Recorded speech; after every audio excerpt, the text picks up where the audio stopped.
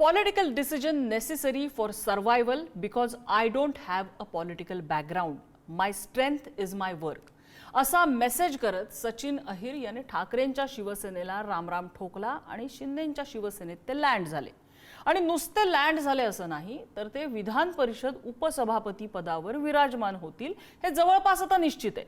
त्यामुळे राजकीय गोटात ऑपरेशन टायगर 3.0 सुरू झाल्याची चर्चा सुरू झाली. शिंदेंच्या आमदारांनी तशा प्रकारच्या प्रतिक्रिया दिलेल्या आहेत. पुढे पहा आता काय वाढून ठेवलंय आहे वगैरे वगैरे. ते उगाळत बसण्यामध्ये आता या क्षणाला काही अर्थ नाहीये. आजवर ठाकरेंच्या गोटामध्ये गळती लागली की कारण पुढे याची ईडी, सीबीआय, धमकी, निधी, ठाकरे भेटत नाहीत, काँग्रेस विलीनीकरण. पण इथे मात्र अहिर यांनी आपली थेट भूमिका समोर ठेवली. मला राजकीय घराणं नाहीये, त्यामुळे माझ्या राजकीय अस्तित्वासाठी हा निर्णय माझ्यासाठी महत्त्वाचा आहे. त्यांनी आपली महत्त्वाकांक्षा कुठेही लपवून ठेवलेली नाही. यावर ठाकरेंच्या गोटातनं आलेल्या प्रतिक्रिया, आम्हाला धक्का बसत नाही, हा मोठा धक्का नाही, सचिन अहिर काही मास लीडर नाहीत. अरे काय बोललं जातंय हे? 3 वेळा जो माणूस लोकांमधून निवडून आलाय तो मास लीडर नाही, हे काय आहे? ठाकरेंकडून शिंदेंवर टीका होणं अगदीच समजू शकतो आपण या क्षणाला, आणि ती होईलच आणि साहजिक आहे ते. पण आत्मपरीक्षणाचं काय? ठाकरे ते करणार आहेत का? ठाकरेंचे शिलेदार त्यांच्यासोबत का निष्ठावंत राहू शकत नाहीयेत? ठाकरेंचा राजकीय गड ढासळत चाललाय का? आणि शिंदेंचं काय? ठाकरेंचा पक्ष संपवण्याचा त्यांनी अक्षरशः विडा उचललाय अशा पद्धतीने हे ऑपरेशन की काय ते राबवलं जातंय. तसं काही आहे का? आणि महाराष्ट्राचं राजकारण हे सगळं कुठल्या दिशेला चाललंय त्याचबद्दल आपल्याला आज चर्चा करायची आहे.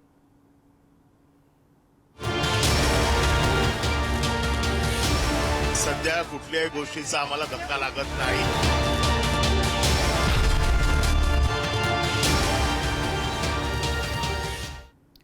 आणि या संदर्भातल्या चर्चेत आपल्यासोबत सहभागी होत आहेत शिवसेनेच्या प्रवक्त्या शीतल म्हात्रे, आपल्यासोबत शिवसेना उद्धव ठाकरे पक्षाचे प्रवक्ते अखिल चित्रे आहेत, आपल्यासोबत ज्येष्ठ पत्रकार आणि राजकीय विश्लेषक हेमंत देसाई सर आहेत, आणि आपल्यासोबत पुढारीच्या मल्टीमीडिया संपादक मृणालिनी नानिवडेकर आहेत. आपण चर्चेला सुरुवात करण्यापूर्वी ठाकरे गटातनं आलेल्या 2 प्रातिनिधिक प्रतिक्रिया बघूया. काहीच नाही, काही नाही. त्यांचा आता 11:30ला एक मेसेज आलेला आहे मला. बाकी याच्यावरती काय आलेलं, पण मेसेज त्यांनी टाकलेला आहे मला. मेसेज त्यांनी इंग्रजीत लिहिला आहे की I have to take a political decision which is very difficult for me but necessary for my survival. I don't have any political background. My strength is my work. Need your support. Good wishes. Will miss dear friend in house regard. असं लिहिलेलं आहे. आता याच्यावरती काही माहिती नाही. असे अनेक धक्के शिवसेनेने बसवलेले आहेत, त्यामुळे हा का असा मोठा धक्का नाही.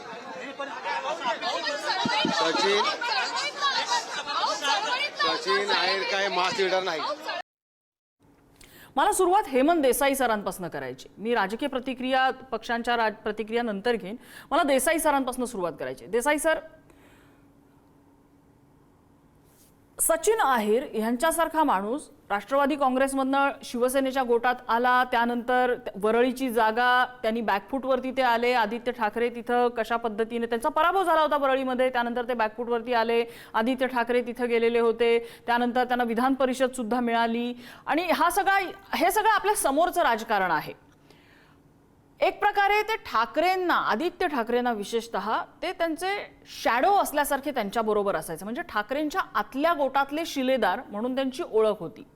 आज ते ठाकरेंपासून फारकत घेऊन शिंदेंच्या गोटात लँड होत आहेत. आणि नुसते लँड नाही, ते उपसभापती पदावरती ते लँड होतात आणि तिथे विराजमान होतील अशी परिस्थिती आहे. असं संख्याबळ तिथे आहे. आणि अशा वेळेला ठाकरेंच्या गोटातनं प्रतिक्रिया येत आहेत की आम्हाला फार मोठा धक्का नाही, ते मास लीडर नव्हते. या सगळ्याचा राजकीय अर्थ काय काढायचा? मला असं वाटतं की अशा प्रकारचं प्रत्युत्तर देणं किंवा अशा प्रकारची प्रतिक्रिया ठाकरे सेनेकडनं येणं अपेक्षित आहे. कारण आपलं संघटनेचं मोरल डाऊन होऊ नये, मनोधैर्य कायम राहावं, अशा प्रकारची प्रतिक्रिया स्वाभाविक आहे त्यांची सुद्धा. पण अजिबात इतका मोठा जनाधार असलेला केवळ नेता नाही, तर गिरणी कामगार संघटना असेल, बेस्ट कामगार संघटना असेल, भारतीय कामगार सेना असेल, याचं नेतृत्व केलेलं आहे. शिवाय अरुण गवळींच्या नात्यातले ते हे लक्षात घ्या तुम्ही. दुसरी गोष्ट म्हणजे प्रत्येक पक्षामध्ये नेत्यांचे वेगवेगळे उपयोग असतात, तसे हे रिसोर्सफुल नेते आहेत. खरंय. हे अत्यंत म्हणजे साधन सामुग्री चांगले असलेले नेते आहेत, संघटना कौशल्य त्यांच्याकडे आहे. आणि हे असे कामगार नेते आहेत की अलीकडच्या गेल्या 20-25 वर्षातले की जे जॉर्ज फर्नांडिस किंवा अशा प्रकारचे जे नेते होते, जे लढवय्ये होते, तशा प्रकारचे नेते हे नाहीये. म्हणजे हे मालकांना सुद्धा काही नेते आवडतात. अशा नेत्यांपैकी सचिन भाऊ अहिर हे एक आहेत. आज अशा प्रकारचा आक्रमक कामगार नेतृत्व दुर्दैवाने नाहीये. म्हणजे जे शिवसेनेमध्ये सुरुवातीला जे होतं, दत्ता प्रधान, दत्ताजी साळवी असतील, मधुकर सरपोतदार असतील, असे अनेक नेते होते. अशा प्रकारचं हे नेतृत्व नाहीये हे लक्षात घेतलं पाहिजे. पण तरी सुद्धा पक्षाला आणि पक्ष संघटनेला अतिशय उपयुक्त असं नेतृत्व. आता त्यांचा जो युक्तिवाद आहे की मला माझ्या करिअरचा, थोडक्यात सोप्या शब्दात मला माझ्या करिअरचा विचार करायला पाहिजे. अगदी हो. आता बघा की जेव्हा 2022 साली जेव्हा पहिलं बंड झालं, म्हणजे आजच्याच दिवशी झालं 30 जूनला, आज एकनाथ शिंदे त्याची आठवण करून दिली, तर त्या बंडाच्या वेळी सुद्धा उदय सामंत, दादा भुसे, काही टप्प्याटप्प्याने लोक गेले, नंतरच्या टप्प्यामध्ये गेले. त्यानंतर नीलमताईंसारखे त्यानंतरच्या टप्प्यामध्ये गेले किंवा मनीषा कायंदे नंतर गेल्या. आणि आता हे त्यानंतर गेलेले हे सचिन भाऊ, त्यांना राजकीय करिअर आपलं इथे होऊ शकत नाही हे केव्हा लक्षात आलं, तर जेव्हा लोकसभेनंतर बघा विधानसभेत पराभव झाला, नगरपालिका निवडणुकीत पराभव झाला, पुणे जिल्ह्यात तर सचिन भाऊंना जबाबदारी देण्यात आलेली होती, आणखीन काही जबाबदारी सुद्धा होत्या.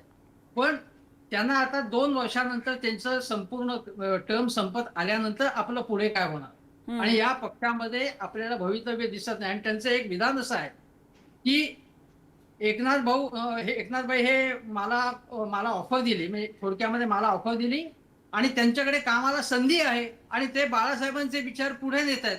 आता जे बाळासाहेबांचे विचार हे बिलकुल पुढे नेत नाहीत, उलट गद्दारी केली असे गेले 2-4 वर्ष म्हणत होते. सचिन भाऊ अहिर यांचे अनेक व्हिडिओ, अनेक प्रतिक्रिया उपलब्ध आहेत की ज्यांनी जबरदस्त टीका त्यांनी एकनाथ शिंदे हो, त्या बाबतीत काही शंका घ्यायचं कारण नाहीये. हो, हे विचारात घ्यायलाच लागेल तुम्हाला आता की असं एकदम तुम्ही अबाउट टर्न कसा काय केलेला आहे. त्यामुळे त्या सगळ्याचं उत्तर त्यांनी द्यायला लागेल. त्यांनी केवळ स्वार्थाचा विचार केलाय हे, आणि याच्यामध्ये काय की भयंकर अशी बाब असेल की कोणीही, पण ते त्यांनी लपवून ठेवलेलंच नाहीये ना. त्यांनी ते लपवून ठेवलेलंच नाहीये. त्यांनी स्वतःची महत्वाकांक्षा कुठेही लपवली नाही. म्हणजे अंबादास दानवेनी जो इंग्रजीतला मेसेज वाचून दाखवला त्यात ते अगदी स्पष्ट होतंय. मी असं म्हणतोय की हे वाईट अशासाठी उद्या हे या पक्षातनं त्या पक्षात गेलं, उद्या कोणी विश्वासू माणूस हा जर उद्या एकनाथ शिंदेचा पक्ष समजा दुबळा झाला तर लगेच उड्या मारणं जे असतं. मी तुम्हाला उदाहरण सांगतो. इंदिरा गांधी यांची आणीबाणी होती, आणीबाणी उठल्यानंतर जनता पक्ष स्थापन झाला, त्यावेळी लोकशाहीवादी काँग्रेसची स्थापना जगजीवन राम आणि हेमवंती नंदन बहुगुणा होती. त्यांनी उशिरा इंदिरा गांधींना सोडलं आणि या पक्षामध्ये प्रवेश करून ते मंत्री झाले. तशा प्रकारचा उशिरा जाणं, उशिरा साक्षात्कार होणं आणि जाणं, याच्यामध्ये जे अगोदरचे जे स्वार्थी लोक आहेत याच्यापेक्षा हा स्वार्थ जो आहे तो अधिक तीव्रतेचा आहे, अधिक जास्त आहे स्वार्थ, अधिक संधी साधूपणा आहे. आणि त्यामुळे त्यांनी हे जे केलेले पाऊल ते नैतिक दृष्ट्या तर चुकीचं, पण नैतिक संपूर्ण खुंटीला बांधून ठेवलेली आहे. पण आता ठाकरे सेनेला सुद्धा उद्धव ठाकरे यांच्या पक्षाला गंभीरपणे विचार करायची गरज. आपण अखिल चित्रेंना विचारूया. केलं पाहिजे अगदी अखिल चित्रेंना आपण विचारूया. अखिल चित्रे, फॅक्ट रिमेन्स द सेम. ठाकरेंसोबत त्यांचे लोक निष्ठावंत राहू शकत नाहीत. कुठे गेली ती काय म्हणतो आपण श्रद्धा ठाकरेंवरची?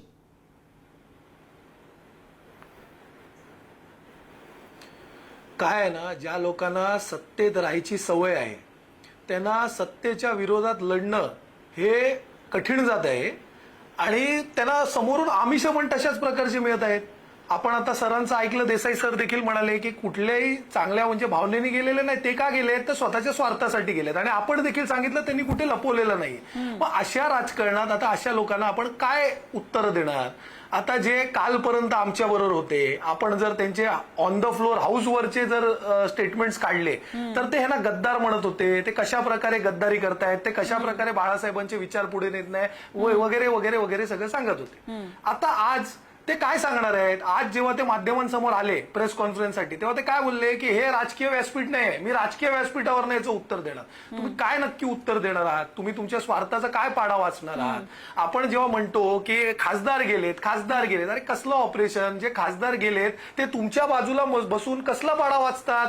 तर ते असं म्हणतात की आम्हाला निधी मिळत नव्हता, आम्हाला जेव्हा पूर्वी अशा प्रकारची सिस्टम होती की 40% निधी विरोधकांना मिळायची, 60% हे सत्ताधाऱ्यांना मिळायची. आता त्या उलट झालंय की 0% निधी हे विरोधकांना मिळतं आणि 100% सत्ताधाऱ्यांना मिळतं. म्हणजे तुम्ही निव्वळ ब्लॅकमेलिंग केलेली आहे. वेगवेगळ्या माध्यमातनं तुमच्याकडे जो काही सत्ता आहे त्या सत्तेचा गैरवापर केलेला आहे हे यावरून दिसून येत आहे. आणि तुमच्यात जर एवढीच हिंमत असेल ना, आज तर मी काहीतरी नवलच ऐकलं, त्यांचे मूर्ख नेते इथे प्रवेश झाल्यानंतर काय म्हणतायत, ती जनतेने यांना नाकारलेलं आहे, जनतेमुळे हे सगळं झालंय. अरे आता सचिन अहिर तिकडे गेले, याच्यात जनतेने कुठे नाकारलेलं आहे?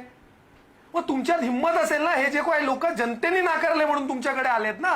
मग हे 2022 साली आहे ना, उद्धव ठाकरे साहेबांच्या नेतृत्वाखाली मशाल या चिन्हावर निवडून आले, तेव्हा तुम्हाला नाकारलं होतं जनतेने. म्हणून हे जे कोण सोकॉल्ड निष्ठावंत तुमच्याकडे आलेले आहेत ना, फुटीर खासदार किंवा आता हे आमदार, ह्यांनी राजीनामा देऊन जावं ना जनतेसमोर.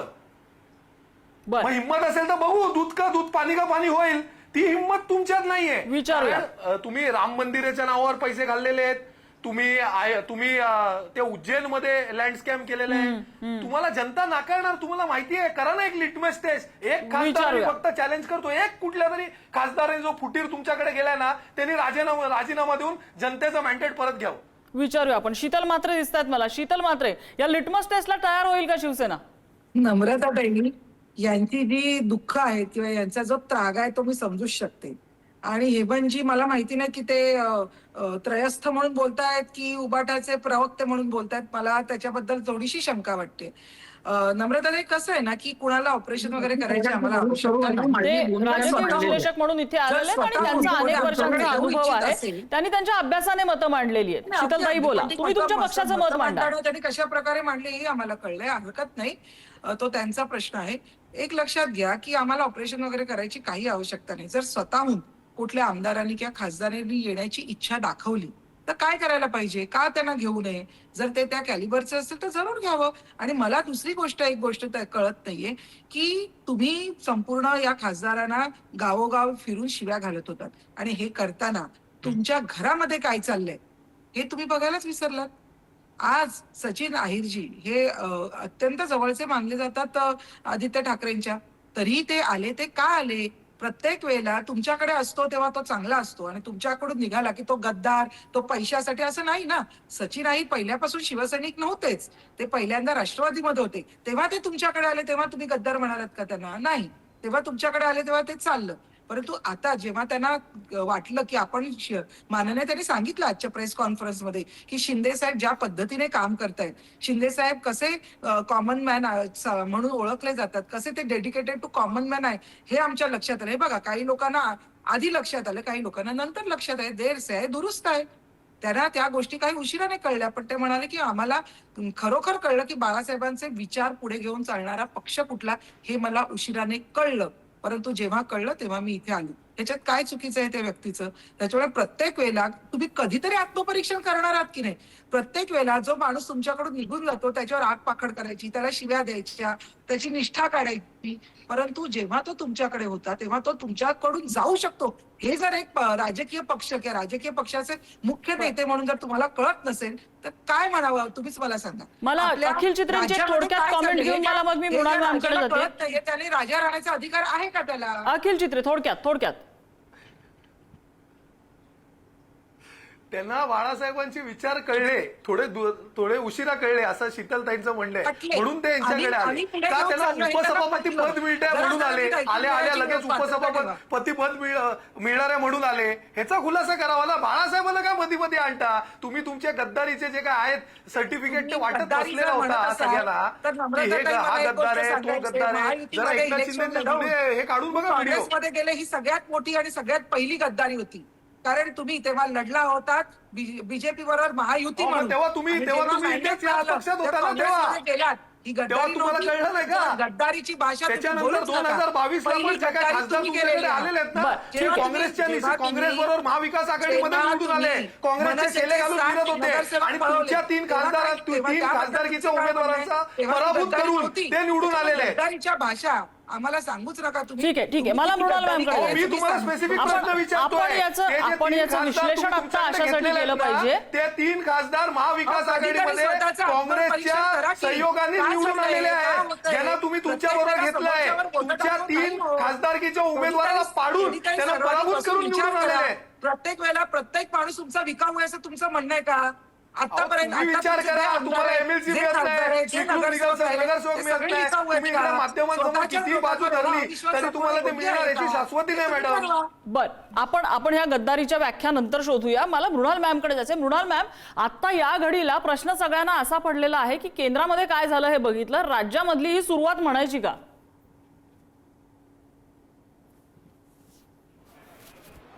आत्ता नम्रता अब्दुल सत्तार जे शिवसेना शिंदे गटाचे महत्त्वाचे नेते आहेत, त्यांनी एक विधान केलेलं आहे की 6 खासदार जेव्हा या बाजूहून त्या बाजूला आले तेव्हा त्यात सचिन अहिर यांनी मदत केली होती. तेव्हापासूनच त्यांचं येणं निश्चित झालं होतं आणि त्यांनी केलेल्या मदतीबद्दल त्यांना शिंदे साहेबांनी दिलेलं हे बक्षीस आहे. खरं आहे का खोटं आहे विधान, पण ते व्हायरल होत आहे. त्याला सत्तारांनी अजून विरोध केलेला नाही. त्यातला दुसरा महत्त्वाचा भाग असा आहे की ऑपरेशनचा दुसरा भाग सुरू झालेला आहे आणि 12 आमदार आता लवकरच शिवसेनेच्या या गटातून त्या गटात जाणार आहे. खरं कोण खोटं कोण, त्यामुळे ओरिजिनल कोण रिमेक कोण ते आपण नको बोलूया. आता खरंच असे 12 आमदार जाणार असतील तर उद्धव ठाकरेंच्या पक्षामध्ये काय चालू आहे याची खरंच चिंता करायची गरज आहे. त्यांच्याबद्दल सहानुभूती देखील वाटते आहे. आज जे काय संसदीय घडामोडी झाल्या त्याचा लाभ एकनाथ शिंदे यांना आहे हे नाकारून चालणार नाही. पण त्याच वेळेला या देशातले जे कायदे आहेत ते आमदारांचा आयाराम गयाराम रोखू शकत नाही आहेत का? एक यातला आपण तपशील लक्षात घेऊ की सचिन अहिर एकटेच बाहेर पडले. 6 विधान परिषदेत सदस्य होते उद्धव ठाकरेंचे, सचिन अहिर यांना धरून ते बाहेर पडले कारण त्यांना पक्षांतर बंदी कायदा लागू होत नाही. ते एका उपसभापती पदाच्या निवडणुकीसाठी बाहेर पडले असल्यामुळे या पदावरच्या व्यक्तीला हा कायदा लागू होत नाही अशी तांत्रिक तरतूद आहे. पण ही तांत्रिक तरतूद खरंच बरोबर आहे का? जर आयाराम आणि गयाराम हे भजनलाल एकदा निवडून आले आणि संध्याकाळी लगेच दुसऱ्या पक्षात जाऊन मुख्यमंत्री झाले, ते रोखण्यासाठी या देशामध्ये जो देशांतर बंदी कायदा आणला तो पुरेसा आहे का? कोर्टातली प्रकरणं त्याबाबत इतके दिवस प्रलंबित का आहेत? हा एक तांत्रिक दृष्ट्या अत्यंत महत्वाचा मुद्दा आहे. आपण त्याचा एवढ्यासाठी उल्लेख करतो की खरंच जर 12 आमदार बाहेर पडणार असतील तर 19 मधले 12 म्हणजे पक्षांतर बंदी कायद्यामध्ये त्यांना स्कोप आहे तसं करायचा. पण असं होत आहे का खरंच? ठाकरे गटाला याची कल्पना आहे का? हे थांबवण्यासाठी काही हालचाली सुरू आहेत का? हा मुद्दा. आणि दुसरं, एकनाथ शिंदे यांच्या पक्षालाही काही प्रश्न विचारणं गरजेचं आहे. ते भाजपलाही विचारणं गरजेचं आहे की खरोखरच निवडून आलेल्या खासदारांना आमदारांना 1 ते 1.5 वर्षात अशी काय उपरती होते की ते पक्ष बदलतात. मुळात मुद्दा उद्धव ठाकरे स्वतःच्या घराला का सांभाळू शकत नाहीत हा आहेच. पण ते सांभाळू शकत नाही म्हणजे जे निघून जात आहेत ते फार काही असं हिरोईक डीड करतायत, त्यांचा वीर म्हणून सत्कार करावा अशातला भाग नाही. ही कुठेतरी पक्षांतर बंदीतल्या तरतुदींची थट्टा आहे.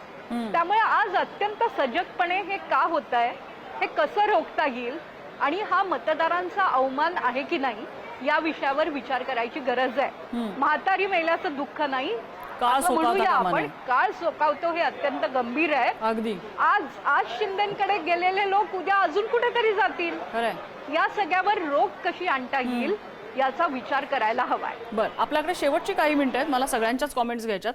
देसाई सर, याच्यामध्ये एक की पॉइंट असा आहे की ठाकरेंना आपला फोर्ट का रोखून धरता येत नाहीये. म्हणजे आपण बघितलं संजय राऊत, ईडी सीडी बाकी जे काय ते सगळं आईसचा जो काय धोका सुप्रिया सुळेंच्या भाषेत म्हणायचं तर आईसचा बडगा सुद्धा राऊतांचा किल्ला ढासळू शकला नाही. ते तुरुंगात भले जाऊन आले पण ठाकरेंसोबत राहिले. तेवढं प्रोटेक्शन ठाकरे इतरांना देऊ शकले नाही? राऊतांच्या बाबतीत पार्शल ठाकरे असं समजायचं की काय? राऊतांच्या बाबतीत पार्शल असण्याचा काही प्रश्न नाहीये. बाकीचे अनेक लोक जे आहेत ते घाबरट आहेत, काही जण नेभळट आहेत, काही जण आतून वाटाघाटी करतात. आजही काही आमदार, काही नगरसेवक हे व्यवस्थित सूत जमून आहेत. एक गोष्ट लक्षात घ्या की ओमराजे निंबाळकरांनी एका मुलाखतीत सांगितलं स्पष्ट, आता झाल्यानंतर त्यांचं पक्षांतर, ते असं म्हणाले की 1 पैसा सुद्धा विकास निधी मला मिळाला नाही आणि हे भयंकर आहे अशा प्रकारचं. आणि एवढंच नाही, ते म्हणाले की सरपंचापासून छोट्या छोट्या कार्यकर्त्यांना नोटिसा देतात. ते थोडक्यामध्ये उघड ब्लॅकमेलिंग करून जर तुम्ही खेचून घेत असाल, उद्धव ठाकरेंच्या जागी दुसरा कोणीतरी असं त्यांचं समर्थन करण्याचं काही काम नाही. पण त्यांनी काय, म्हणजे उद्धव ठाकरे बाहेर फिरत नाही वगैरे ठीक आहे, पण त्याच्या पलीकडे त्यांना काय करता येईल? तर तिकडनं आकर्षणे एवढी असतील आणि तुमच्याकडे निष्ठावान लोकांची संख्या कमी असेल आज, कारण सत्तेकडे जाण्याचा आता आज लोक सगळे करिअरच झालेत राजकारणात. कार्यकर्ते सांभाळायचे म्हणजे काय की त्यांना पैसा द्यायला लागतो, ते काय खर्च कुठून करणार, ते त्यांना काहीतरी द्यायला लागतं. तर ते आज उद्धव ठाकरेंचा प्रश्न आहे, उद्या आणखीन कोणाचा तरी प्रश्न असेल. दुसरी गोष्ट असेल की इंदिरा गांधींनी जेव्हा त्यांचा पक्ष खाली झाला, पराभव झाला आणि म्हणेनंतर 40,000 किलोमीटर विमानाने प्रवास करून त्या आणि संजय गांधी फिरल्या आणि निवडणुकीत पुन्हा विजय झाला. या सगळ्यांच्या डोक्यावरून लोकांशी थेट संवाद उद्धव ठाकरे असतील, आदित्य ठाकरे असतील, त्यांचे सहकारी असतील, त्यांनी जर लोकप्रियता संपादन केली, लोकांचे प्रश्न आक्रमकपणे मांडले, आता ज्यांना जायचं त्यांना जाऊ देत, तुम्हाला तर थेट लोकांशी संबंध ठेवून लोकांचे प्रश्न हातात घ्यायला लागतील, एवढंच. बरं, मला अखिल चित्रेंकडे जायचं अगदी थोडक्यात. अखिल चित्रे, आता हेमंत देसाई सरांनी सोल्युशन सांगितलं की लोकांशी संवाद ह्याला पर्यायच असू शकत नाही. काल तुमच्या प्रवक्त्यांनी सांगितलं की उद्धव ठाकरे मतदारसंघात फिरले, शेतकऱ्यांच्या बांधावरती गेले. आम्ही शेतकऱ्यांबद्दल प्रश्न विचारला, शेतकऱ्यांच्या बांधावरती गेले. कुठं कुणाला कळलं ते शेतकऱ्यांच्या बांधावरती गेले? तिथल्या त्या गावातल्या 4 शेतकऱ्यांशिवाय. आज सोशल मीडिया आहे, आमच्यासारखी माध्यमं आहेत, का त्यांचा वापर ठाकरेंची शिवसेना करत नाही? हे बघा, आपल्या प्रश्नाचं मी थेट उत्तर देतो की हे काय उद्धव ठाकरे साहेब बाहेर पडले होते, तो गद्दारांचा समाचार घेण्यासाठी बाहेर पडले होते. जो मॅन्डेट तिथल्या जनतेने शिवसेनेला उद्धव बाळासाहेब ठाकरेंना दिलं होतं, त्यांची माफी मागण्यासाठी तिथे गेले होते. आणि आता आम्ही जेव्हा तिथे दौऱ्यावर फिरत होतो तेव्हा तिथे ऑलरेडी पाऊस पडत होता आणि अशा वेळी जेव्हा पेरणी वगैरे सुरू असते तेव्हा बांधावर जाण्याची काय विषय येत नाही. पण बांधावर जाण्याचा जो काय विषय असेल तेव्हा शिवसेना उद्धव बाळासाहेब ठाकरे हा पक्ष बांधावर ह्या आधी देखील गेलेला आहे. आपण आणि त्यावेळेला आम्ही माध्यम त्यांच्या सोबत होतो, असो की सत्तेत नसो, सगळ्यात जास्ती जर शेतकऱ्याच्या बांधावर कोण गेला असेल तर ते उद्धव बाळासाहेब ठाकरे हे गेलेले आहेत. आणि जेव्हा ते मुख्यमंत्री झाले तेव्हा बिनशर्त कोणती अट न ठेवता शेतकऱ्याला जर कोणी माफी दिली असेल तर ते सन्माननीय उद्धव बाळासाहेब ठाकरेंनी दिली आहे. म्हणून आमचे संवेदना हे शेतकऱ्यांबरोबर आहेत, होते आणि राहणार. हे झालं तुमच्या पहिल्या प्रश्नाचं उत्तर. एक फक्त उत्तर मी इकडे देऊ इच्छितो की आधी आपण असं म्हणायचो की justice delayed is justice denied. आता असं झालंय justice delayed is justice destroyed. जर सुप्रीम कोर्टाने योग्य वेळी निर्णय दिला असता आणि तात्काळ निर्णय ठेवला नसता तारीख पे तारीख करत, तर आज आहे ना त्या फेकनाथ मिंदेना प्रेस कॉन्फरन्स मधून बसून हे सांगता आलं नसतं की आम्हीच खरे शिवसेना आहोत, आमच्याकडे चिन्ह आहे म्हणून.